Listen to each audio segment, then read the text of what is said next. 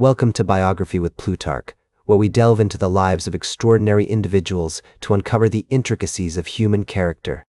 Today, we embark on a fascinating journey through the life of David Bowie, a visionary artist who defied conventions and left an indelible mark on the world of music, fashion, and popular culture.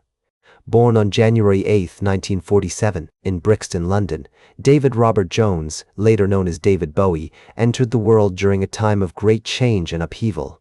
Post-war Britain was struggling to rebuild, and the austerity of the era would have a profound impact on the young David's early years. The city was still reeling from the devastating effects of World War II, with rationing, air raid shelters, and bombed-out buildings serving as a constant reminder of the conflict. His father, Haywood Stenton Jones, was a promotions officer for the children's charity Barnardo's, an organization dedicated to helping disadvantaged youth, while his mother, Margaret Mary Jones, was a waitress at a local cafe. This humble beginning would later influence Bowie's empathetic and socially conscious approach to art, as he often explored themes of identity, alienation, and social commentary in his work. As a child, David grew up in a modest home in Bromley, Kent, where he developed a fascination with music, particularly American rock and roll. The family's small, semi-detached house on St. George's Hill was filled with the sounds of Elvis Presley, Little Richard, and Chuck Berry, courtesy of his half-brother Terry Burns, who had introduced him to these iconic artists. The phonograph player became a treasured companion, spinning records that transported David to a world beyond the gray skies of suburban England.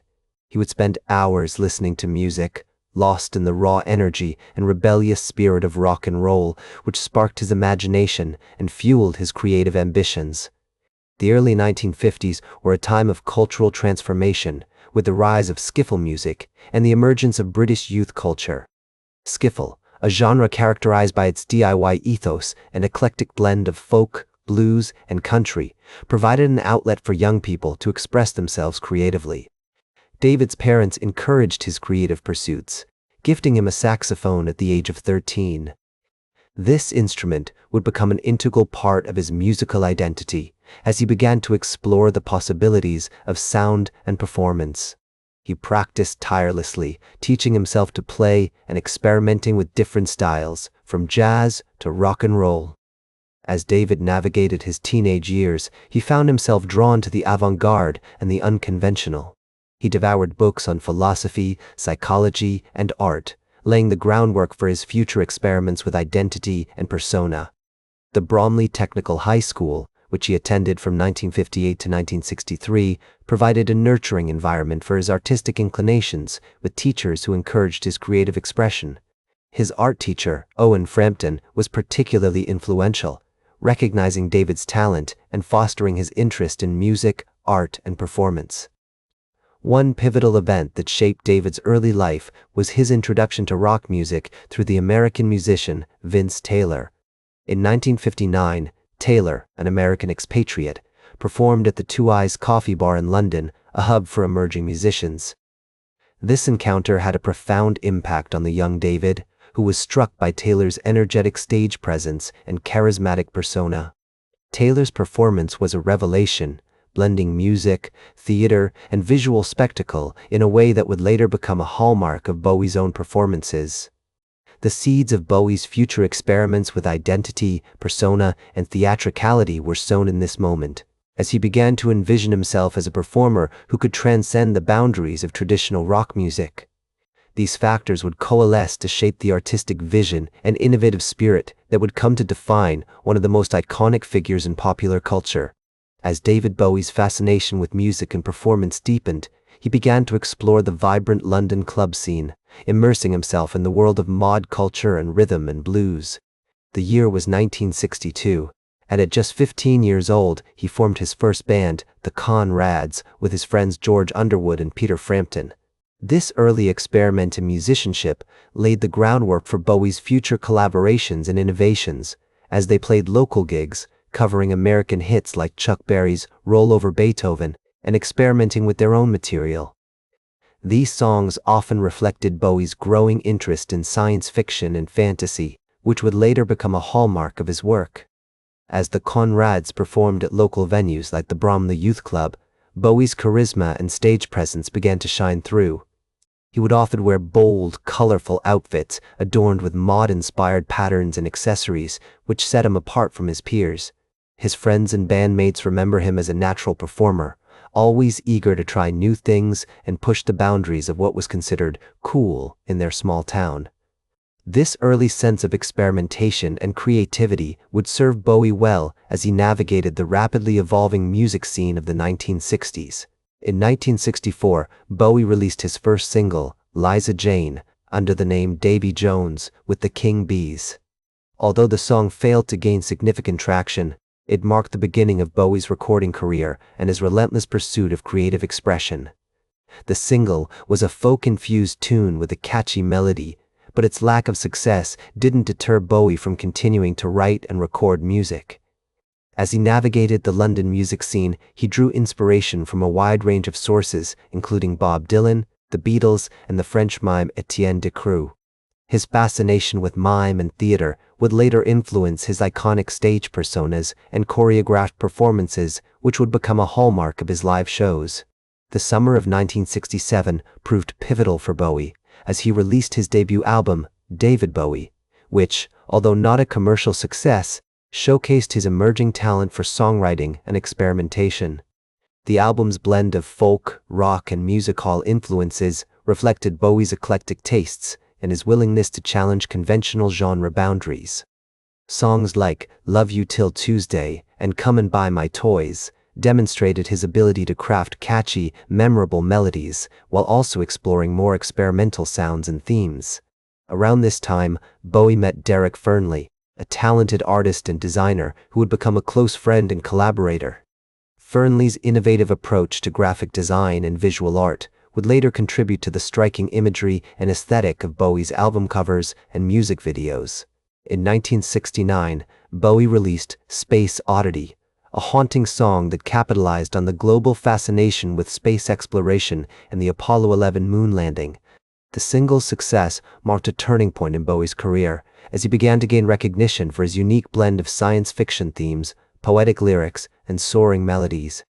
The song's innovative production, which featured a distinctive acoustic guitar riff and eerie sound effects, set a new standard for experimentation in popular music. As Space Oddity climbed the charts, Bowie found himself at the forefront of a new wave of musicians who were pushing the boundaries of rock music. As the 1970s dawned, Bowie's artistic vision continued to evolve, influenced by his encounters with the London avant-garde scene and the glam rock movement. His friendship with artist and musician Lou Reed, whom he met in 1971, had a profound impact on his work, as did his collaborations with legendary producer Tony Visconti.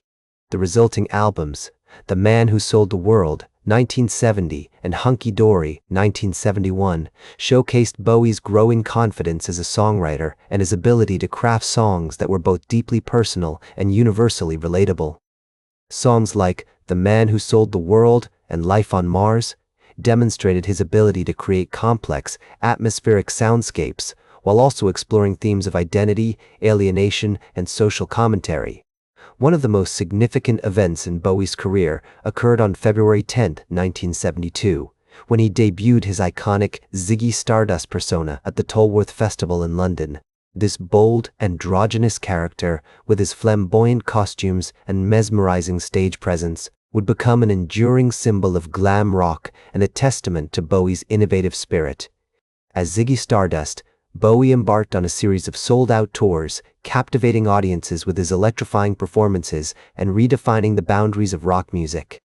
The character's blend of masculine and feminine traits, combined with Bowie's charismatic stage presence, created a sense of tension and excitement that drew in fans from all over the world.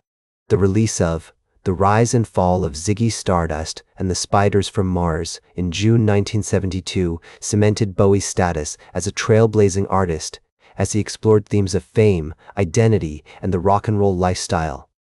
The album's blend of glam rock, proto-punk, and science fiction elements created a unique sound that was both futuristic and nostalgic.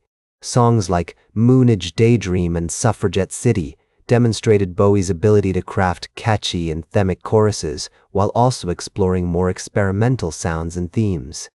As Ziggy Stardust, Bowie became a cultural icon, inspiring countless fans with his bold style and unapologetic individuality. As the 1970s progressed, David Bowie continued to reinvent himself, exploring new sounds and personas that would leave an indelible mark on the music world. This transformation was evident in his subsequent album, Aladdin Sane, released in 1973, which showcased his remarkable ability to blend glam rock with soul and R&B influences. The album's title track, with its haunting saxophone riff and poignant lyrics, is a testament to Bowie's innovative spirit and his willingness to push the boundaries of musical genres. The release of Aladdin Sane was followed by Pin-Ups, a collection of cover songs that highlighted Bowie's eclectic tastes and fascination with the music of the 1960s. This album, released in 1973, featured Bowie's interpretations of classic tracks by The Who, The Kinks, and Pink Floyd, among others.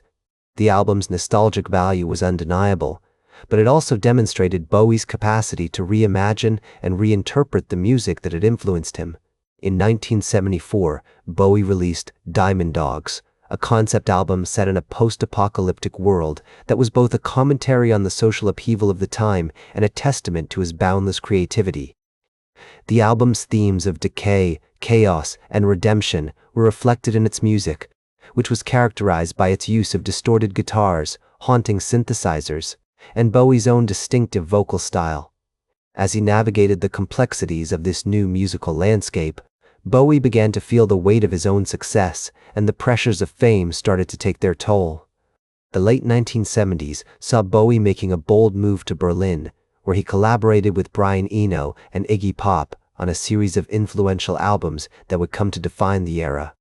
This period, often referred to as Bowie's Berlin Trilogy, was marked by its experimental soundscapes and introspective lyrics, which explored themes of alienation, identity, and the search for meaning in a postmodern world. As Bowie reflected on this period, he noted that Berlin was a time of great creativity, but also of great turmoil. I was trying to find my way out of the darkness. The city's bleak, war-torn landscape seemed to mirror Bowie's own inner struggles, and it was here that he found the inspiration for some of his most innovative and enduring work. The albums that emerged from this period, Low, Heroes, and Lodger, were characterized by their use of electronic textures, atmospheric soundscapes, and introspective lyrics. These works not only marked a significant departure from the glam rock era, but also demonstrated Bowie's willingness to experiment and take risks in his music. As he delved deeper into the complexities of his own psyche, Bowie began to confront the demons that had haunted him for so long, and it was this newfound sense of vulnerability that would come to define his music in the years to come. The 1980s brought new challenges and opportunities for Bowie as he navigated the changing musical landscape and struggled to maintain his creative momentum.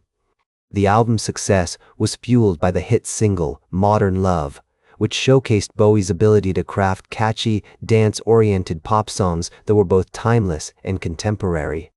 However, this period also saw Bowie struggling with the pressures of fame and the excesses of the rock and roll lifestyle, as he became increasingly disillusioned with the superficiality of the music industry.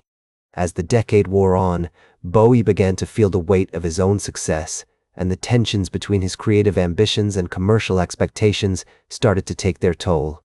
Despite these challenges, he continued to release innovative music, exploring new sounds and collaborating with a wide range of artists. The release of Outside in 1995, a concept album that explored themes of art and identity, marked a significant turning point in Bowie's career as he began to reassert his creative control and push the boundaries of his music once again. The late 1990s saw Bowie releasing Earthling, an album that featured a more experimental, electronic sound and demonstrated his continued willingness to innovate and take risks. As he looked back on his career, Bowie observed that, "I've always tried to be a catalyst, to inspire people to think differently. I've never been interested in being a nostalgia act."